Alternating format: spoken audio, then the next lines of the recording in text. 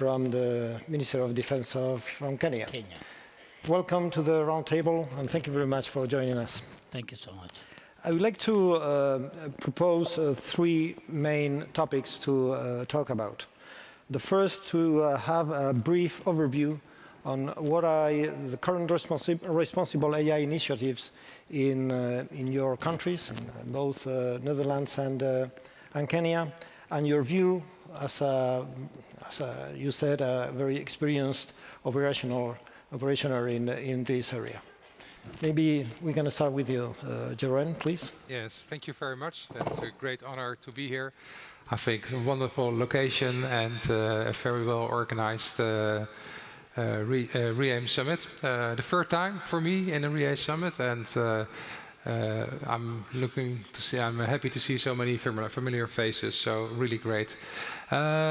Just talking about the AI governance from a perspective of the Dutch MOD, Ministry of Defense. I always say, is there a big difference between AI and regular weapon systems? So weapon systems which use AI or not use AI. And I think there's at this stage not a real difference, because our testing and evaluation procedures will remain the same. We will not adopt weapon systems, whether it's driven by AI or not. For instance, when we have a situation where we can adopt these rules of law, for instance, but also transparency and predictability and so on. So that's a starting point. But there are two main different things. First is the speed and scale of adoption of AI. It's going really fast right now, and that's due to the conflicts, for instance, in Ukraine, where we see that a lot of new technologies is adopted without some legal frameworks, and it's on both sides of the parties over there. So I think speed and scale is very important to make a difference. And second is context.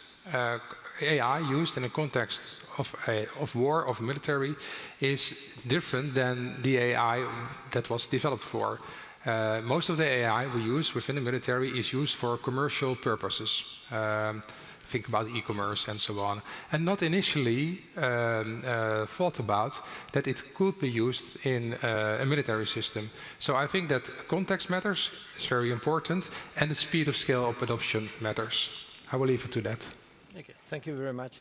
What about Kenya? I think the perspective out of the Western continent and Western world should be very, very interesting. Brigadier. Yeah, thank you so much for having me around also. I think we are living in one bigger global village. That is specifically a starting point. We are not an exception in the Southern Hemisphere.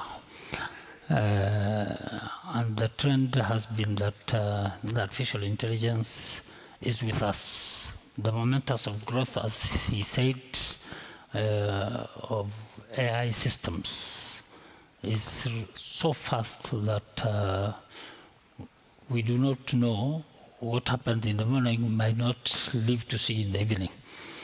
The change is so fast. So in my government and the military, we are very privy to this information and this status of things.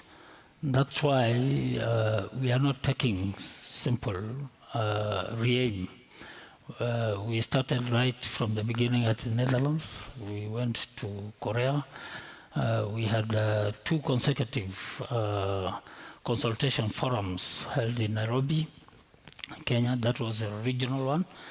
And we are here today with right from the beginning of the minister in charge of defense. So we are with it, and we know what is at stake for artificial intelligence. Thank you very much, Brigadier.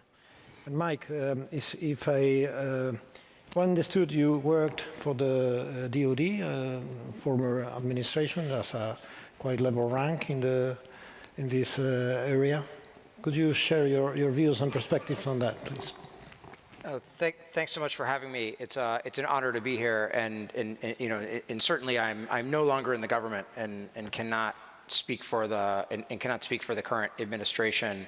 But I think that from a United States perspective, the way that the United States has sort of always thought about these issues, I think there are three things that are important, that have been important in some ways regardless of who's in power. The first is the notion that there's always human responsibility for the use of force.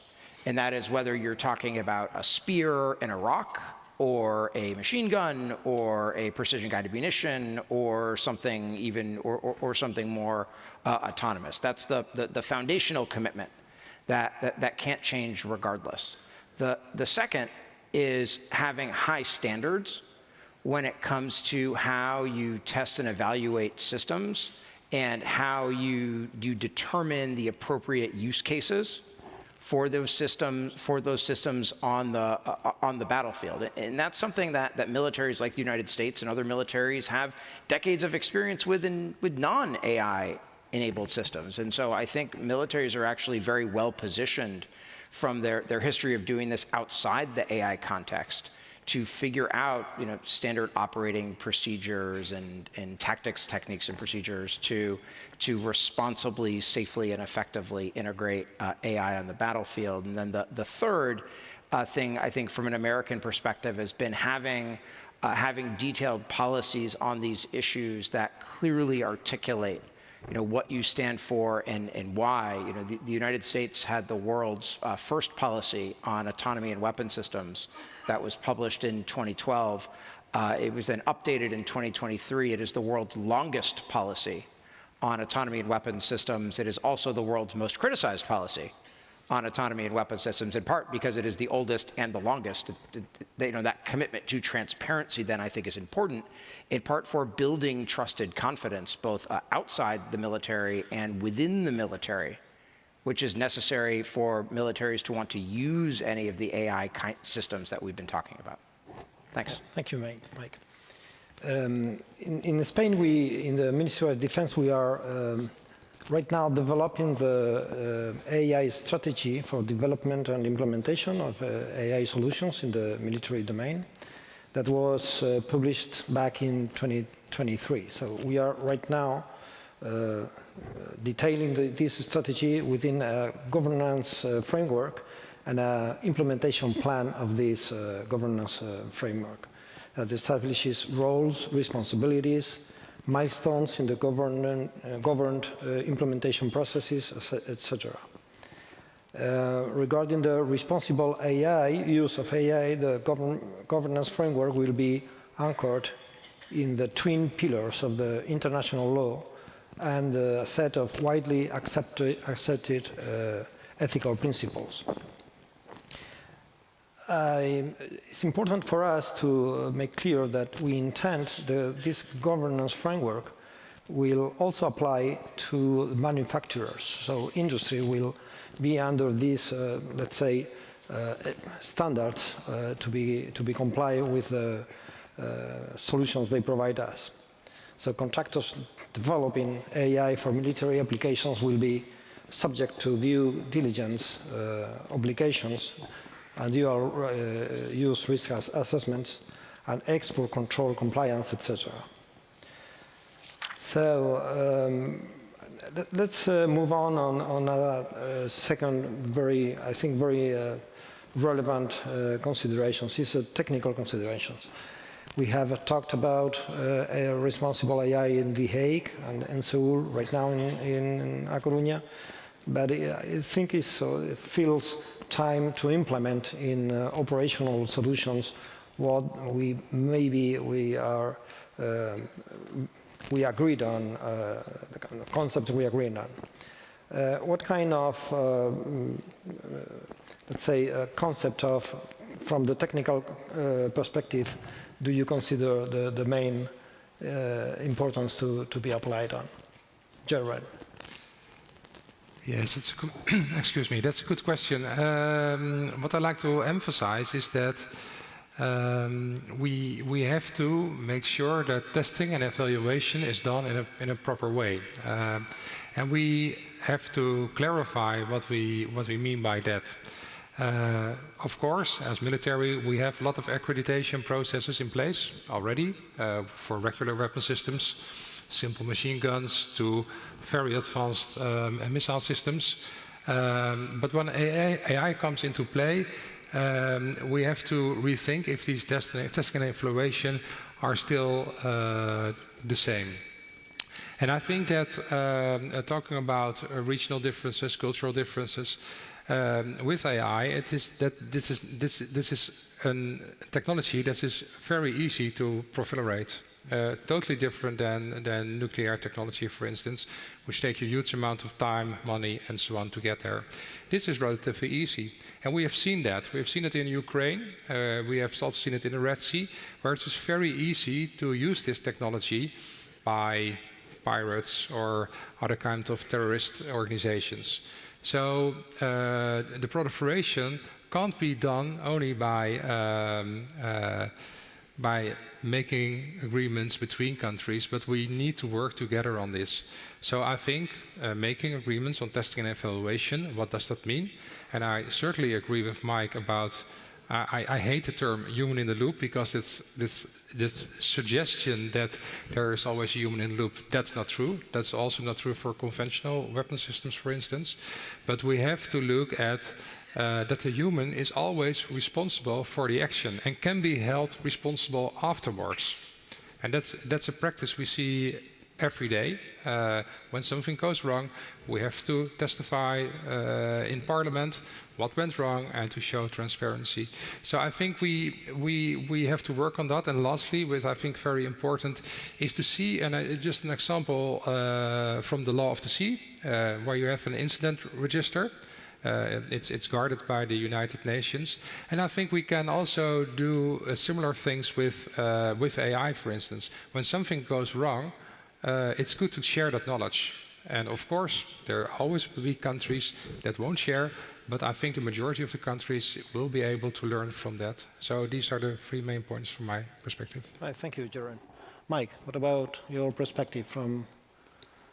I think that I agree with Jeroen completely. I think that there are a lot of opportunities for cooperation in this space that could be mutually beneficial to, to all nations. If you go back to that, one of the things I said before, in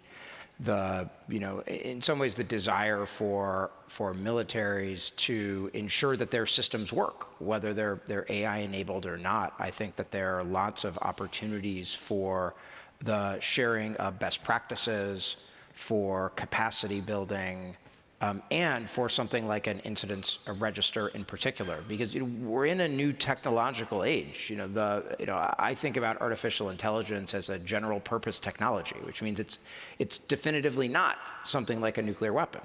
It's more like electricity or the railroad or the airplane, something that foundationally will shape lots of different military use cases and lots of different activities of militaries, which means that militaries will need different approaches to AI integration, whether what you're talking about is decision support, whether what you're talking about is contested logistics, whether what you're talking about are weapons on the battlefield.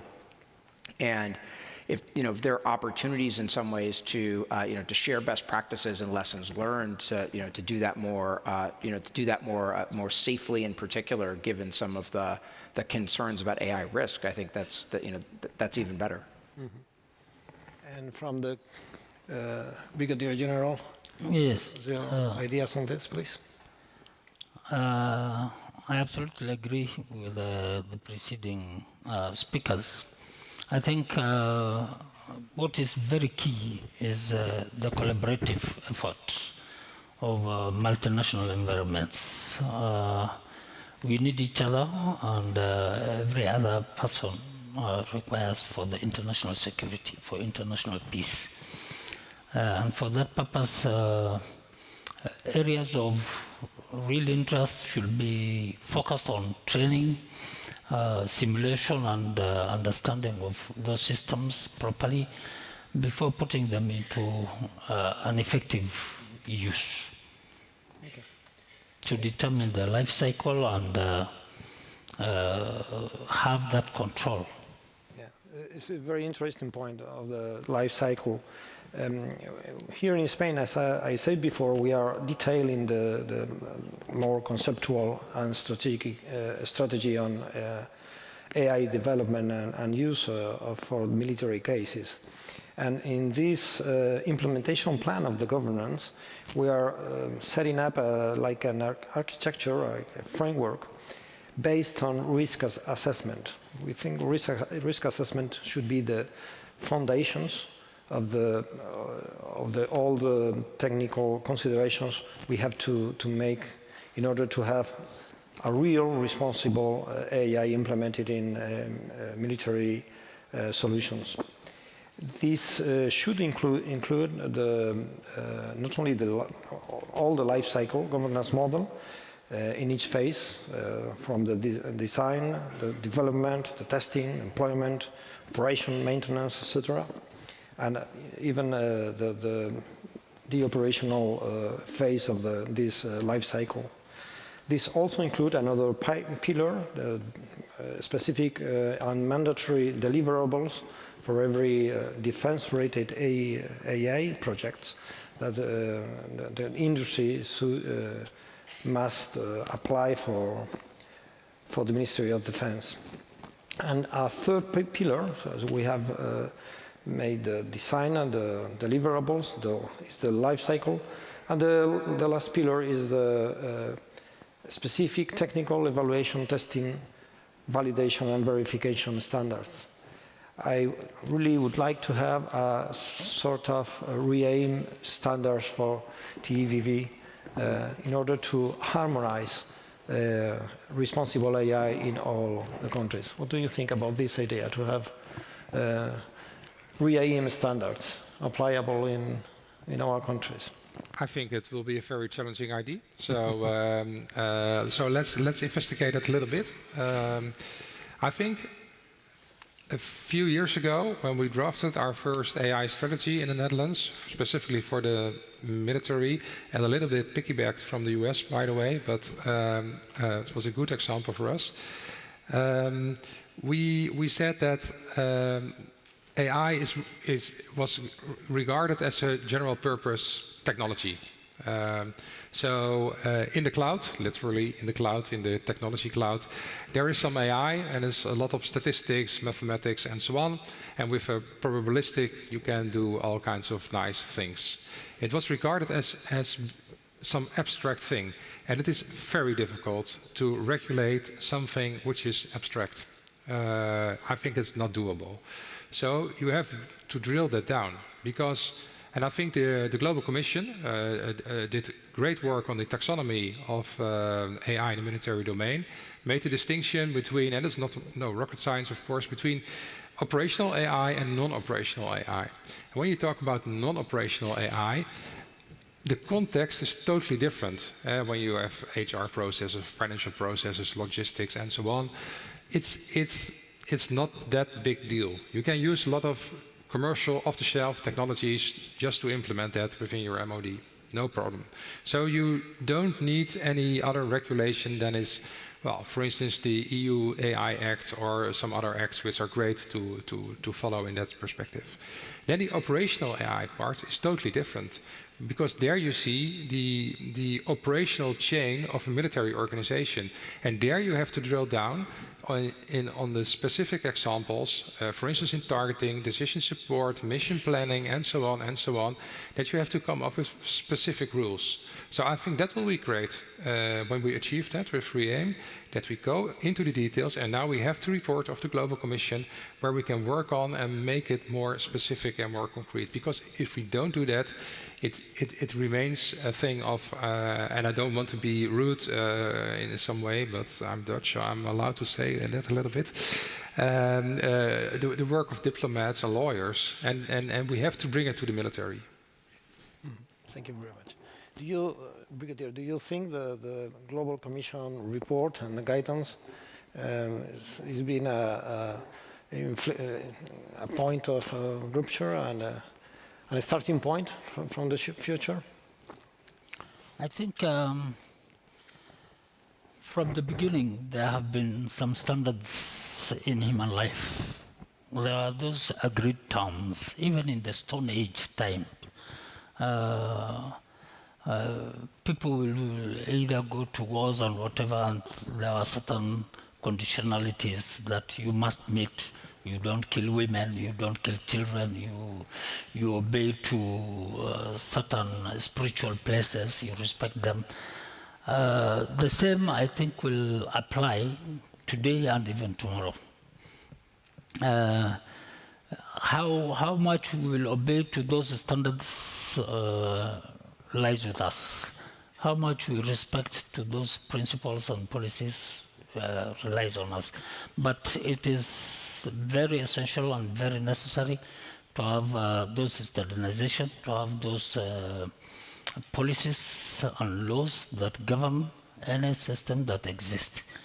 Technology and innovations are meant to make life easy.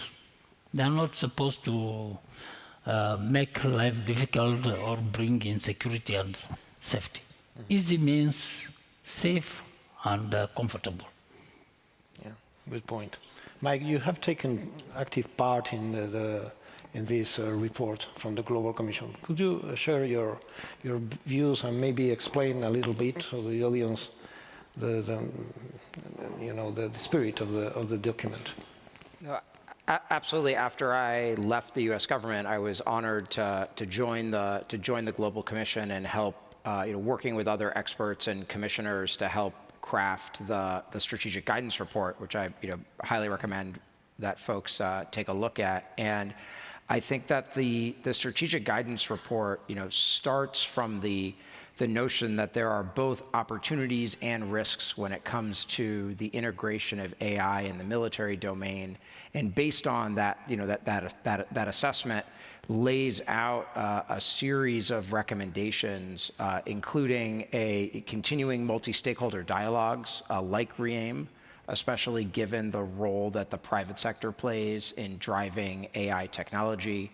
That includes things like incident repositories and sort of common sense sorts of things that states can try to work on together to build, to create more opportunities for collaboration, and recommendations for TE, T&E and V&V, with the idea being that going back to something that I had said previously, militaries have a lot of experience in how to do this. We're now in the era of AI, and so we need to figure out how to take those standards and those operating procedures and some of those things that militaries have a lot of experience in doing well, and figure out how to make them work for AI and ensure that standards are not lowered as we do that. And so the strategic guidance report lays out a bunch of recommendations along those lines that I think are very consistent with what you suggested. Okay, thank you very much. Let me arise the final point. I think is very important as well, relating with literacy in AI for all the stakeholders, not only the practitioners of the AI, as well the designers, the industry, the CISOs, the military, but the political side as well. So would you, Jeroen, could you agree on this importance of the literacy, and would be possible to make a certain kind of educational program under the umbrella of the REAIM, whereas international people arrive and share experiences and have a certain standard in this knowledge? Yes, of course, we are thinking about that right now, how to move forward after the first REAIM summit, and hopefully a fourth REAIM summit, by the way. And in the meantime, how can we work on AI literacy? And yeah, that capacity building, can we do that via REAIM? I can think to some extent it is. But I think it's also do not waste time to start on your own. One of the key elements in the AI strategy, which I mentioned before, is that you have to educate your people on all ranks. We started, by the way, with our top 150, so the generals and admirals within the MOD in the Netherlands, and we educated them in a dedicated course on AI. Just what kind of questions do I have, what is it, and what is it obviously not? What kind of questions as a commander I do have to ask. But we also rolled it out to other levels, other ranks within the MOD, within our organization. And we even have a very good collaboration with Kenya about this. And working together on a course for their military to transpose that knowledge. And I think that's just one example binational. But we can also do that in a multinational context, of course. And I think that can also be one of the outcomes of REAIM. So AI literacy, I think it's one of the key points you have to address in your AI strategy. Fantastic. Okay. Mike, what other initiatives relating with literacy could be made? I think there's no more important thing, frankly, if what you want is the safe integration of AI in the military domain, and from a military perspective, the ability to take advantage of it and avoid many of the risks involved. There's no more important thing than AI literacy.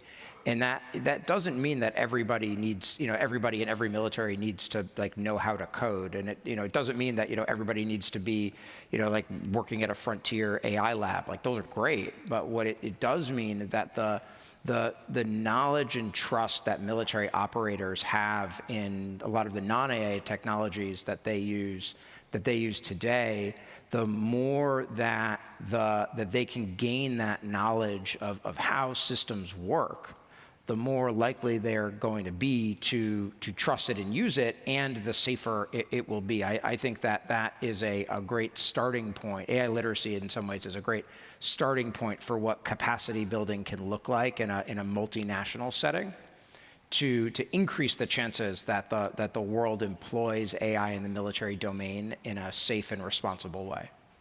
Okay, thank you. Brigadier, about educational initiatives, you have some thought to share?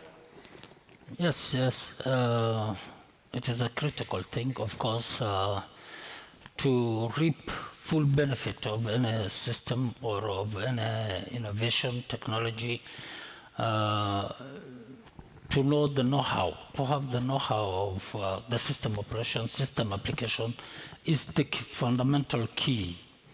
That is the baseline from which you can do any other development on it. So it is a prerequisite to me, I consider. We should be able to educate people on either the application, not necessarily the foundation, as he said, in the coding or in the development of the technology itself, but on its application, and develop that knowledge base on which then you can share with others and be able to positively apply and use. Thank you very much. Okay, thank you very much. We have gathered here the Chief Information Officer of the Netherlands, a nation that has the leadership on the REAIM and the concern, real leadership that has initiated in 2023 this initiative, and is pushing and cooperating the rest of the nations we are organizing the following global summits. Would you like to make a final point, a key takeaway, maybe? I think that the REAIM initiative started, by the way, in 2019 already. And I just take you back to 2019, but we didn't talk about generative AI. Nobody knew, also in this room, what generative AI was. Me neither.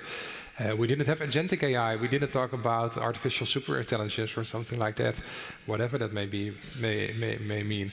But the situation is that this technology is developing very rapidly. And as the Netherlands, we are very proactive in a rule-based world. We think it's very important to have agreements also on the use of AI in the military domain. But we can't do this alone. We have to do this with a lot of other nations, the biggest nations, but also the smaller ones, to bring the discussions further. And not only between governments, but also between NGOs, between academia, and so on and so on. So it's very important to have this inclusive dialogue. I think that's important, and that's the real power of REAIM. And I'm speaking on my personal behalf. I'll keep on pushing on REAIM, and hopefully somebody will stand up and say, well, we are going to organize the 4th summit, and hopefully within 1 year or something like that. And then we can also do, again, the regional consultations, which were also mentioned. We had 2 excellent ones in Nairobi, by the way. I was there also. And it's really to create the discussions we have over there. And I'm sure that somebody will pick up the baton and we move further. Thank you, Jeroen. Brigadier, a key takeaway from your part, please.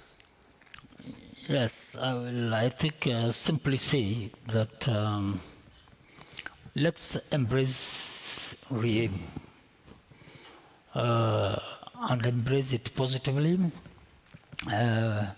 lest we are destroyed. Thank you very much. And we have had the privilege of having you, Mike, on the stage. Thank you very much indeed. But could you share a key takeaway for us as well?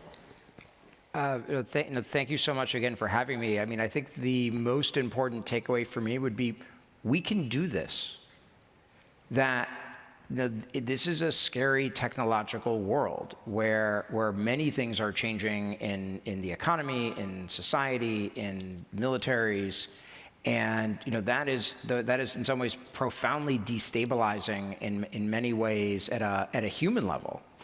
But the integration of AI in the military domain is not just inevitable, as it has been with other general purpose technologies in the past. It is something we can do safely and responsibly. And processes like REAIM are essential for turning that into a reality. Yeah, thank you very much indeed. Well, I think this is fair enough for this very busy day. It's been a privilege for me to share the stage with Jeroen, CIO from the MOD Netherlands. Brigadier Yusuf, thank you very much for joining this discussion. And of course, Mike, thanks again for the short notice. I called Mike this very morning, early morning, and you said yes. So thank you very much indeed. I think governance is essential to have a responsible AI, and the governance has to include literacy initiatives on the educational side, technical considerations as well. And it's very important what Jeroen has said about the regional perspective. This can be done, but cannot be done alone. Thank you very much indeed. And again, thank you. Thank you.